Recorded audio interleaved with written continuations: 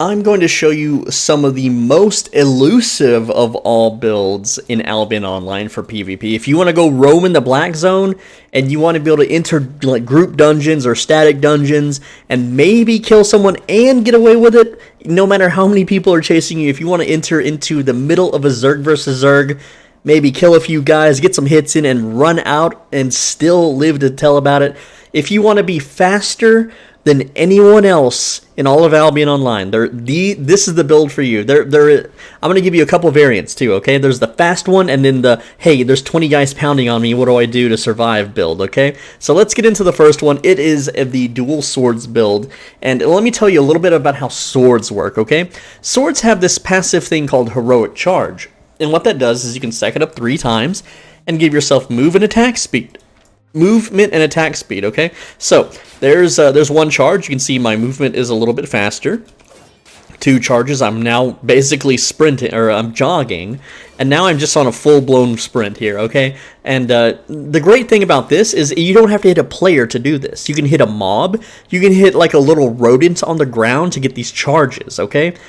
So, with that, just running through a dungeon or running through a zone on foot, you're faster than everyone else, okay?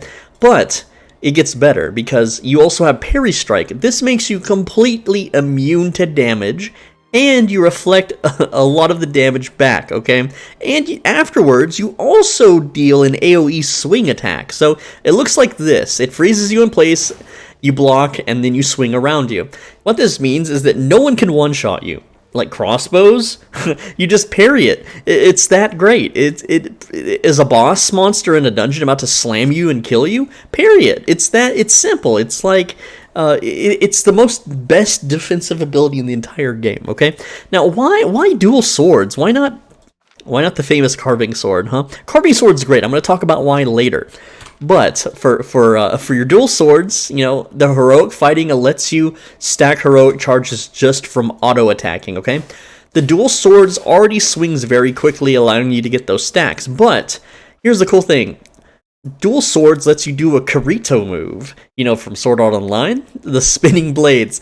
Okay, your swords don't start glowing though, but it gives you a very large AoE attack, and it launches you very quickly in the direction you want to go.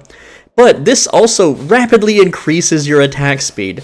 This is like in an anime where you go, and you just start swinging like a madman, right? Because your friendly protagonist just died or something, and you've went berserk. That's what this weapon is. It is the anime weapon. You just start swinging like crazy, and you get those stacks. And of course, to combine it with your Q spells, and you're just so fast. You swing so fast. You can jump around the battlefield. It's great. It's amazing. It's wonderful. That's why it's one of the most fastest. This is the hardest build to run from in the whole game. Is the dual swords weapon. It's the hardest weapon to escape from. It has a very low cooldown of 15 seconds. Okay, the carving sword is just as good. This is the Cloud Strife. I'm the main character of the anime weapon. Okay, this is what the #1 swordsman in the whole world uses. He uses this weapon. Okay, and Fearless Strike. This is a dash attack. Okay, it's not as far as the leap, and it has a 20-second cooldown. Okay, but it's still pretty fast. It's a little samurai dash through your target and then sheath your weapon, and then the target falls over and dies move. It's really fun. It doesn't give you any kind of attack speed stuff though, and like I said, it has a longer cooldown.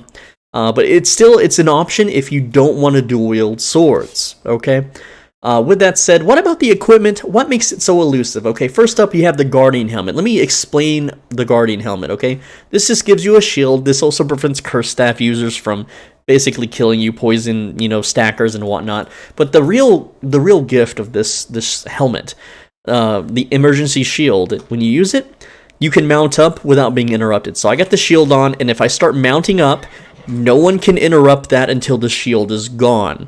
This lets you escape players. This is the only helmet that lets you do this. It's also a plate helmet, so it makes you tanky. Next up is the Assassin Jacket. This basically just lets you go invisible, buy you some time. It de-aggroes mobs, so if you need to evade like 20 dudes hunting you down, you run into a dungeon, aggro a bunch of mobs, and then go invisible. The mobs are now your allies, and they will kill your enemies for you, allowing you to also execute them. By the way, the Guardian Helmet, you can execute players while you have the shield up and mobs are hitting you, so it's a bonus. Okay, and then finally, this is your real true escape escape item is your demon boots.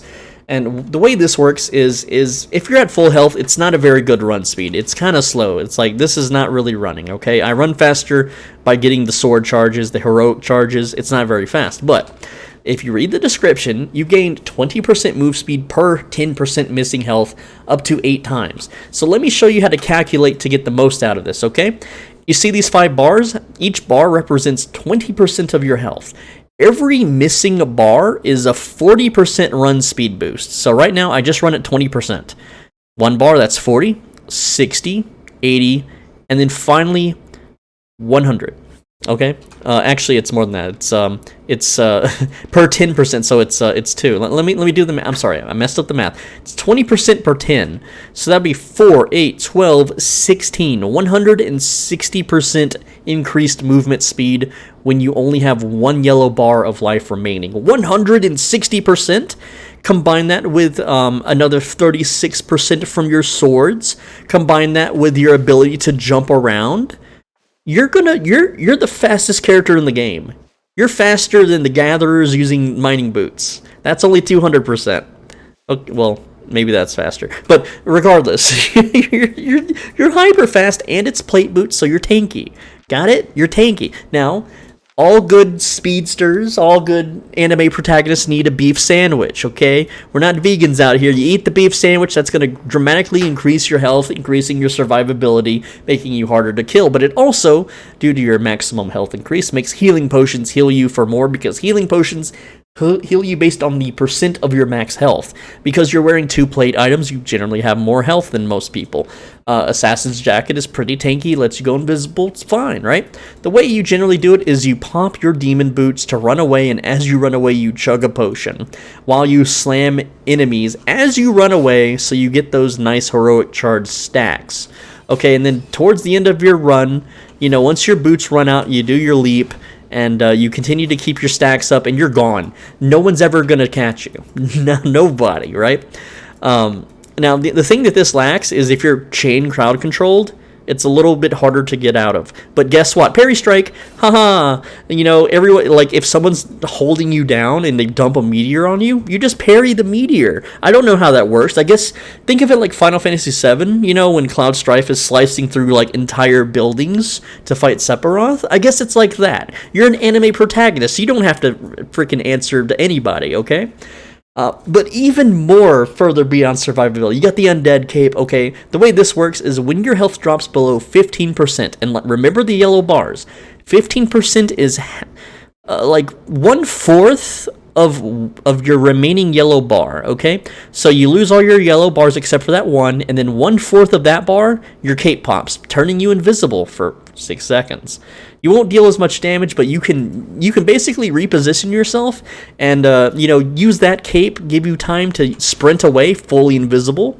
You can hit mobs and stay invisible, allowing you to further stack up your movement speed. You're just so hyper elusive, okay? And like I said, the alternative, if you don't want to use dual swords, which is the cheap version, and the more mobile version, is the carving sword, which is the more I'm gonna mess your face up version. I'm a big scary swordsman guy version. Like, if I see dual swords or carving sword in the open world, I'm scared. I'm not having fun, okay? You could also use the other W abilities. You can use Iron Will if you don't want to be purged. This protects your entire character from purging. It's insane, okay? If you see someone with a purge helmet, slap this bad boy on, you're good. If you're chasing someone, you can use Splitting Slash to hold them down. Finally, there's one other weapon that makes you just as tanky and elusive, and that is the Great Nature Staff, simply because the E-spell heals you anytime you take damage. So if 20 dudes collapse on top of you and try to have their way with you, you just cast your E-spell and you're fully healed. Your Q spell will slow them, or you can just spam heals on yourself as you run away, or use a knock-up ability. It doesn't matter, okay? It's not as fast running as the swords, but it's way more tanky.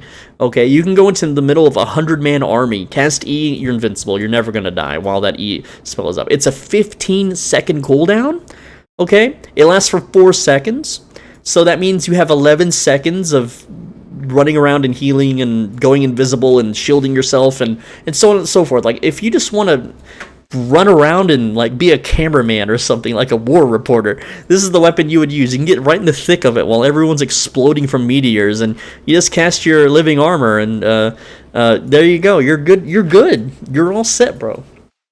Anyway, as far as killing people goes, swords are the way to go, dude. Like, there is a YouTuber named eQuart who uses the carving sword with this. I think he uses this build. I don't know. I haven't watched him in a while, but he'll go out into the black zone and kill like 20 people before he dies with this exact weapon. Okay, it's proven that it works. Okay, and you, if you want, like, you may not kill anybody at first until you get really good at the game, but you can definitely run away from people, which is gonna save on those re-gear costs big time.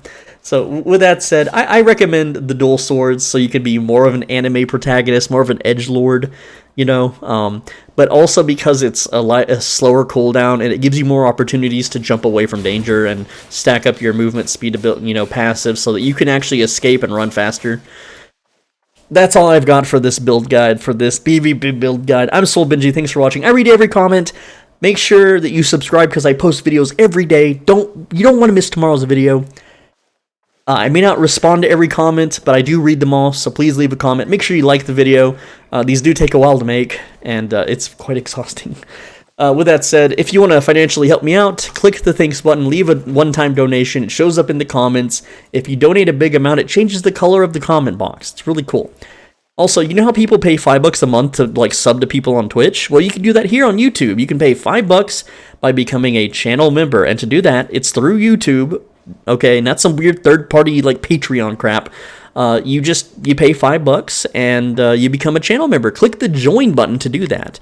Now, unlike Twitch, you actually get access to private, more personal videos. So if you check the pinned comment, there will be a playlist with all of those videos. There's one about ratting. There's one about how to be a YouTuber. There's one about my favorite ever corrupted dungeon build that I thought was too good to make public. It's so good that I don't want people to know about it, except for channel members. That's right. So if that interests you, if you just want to help me out, pay me $5 a month, because it really helps me out. It lets me eat. It lets me have a happier life. Thank you so much, guys, for watching. Thanks for hanging out with me today. With that said, make sure you're subscribed so you don't miss tomorrow's video. Take care.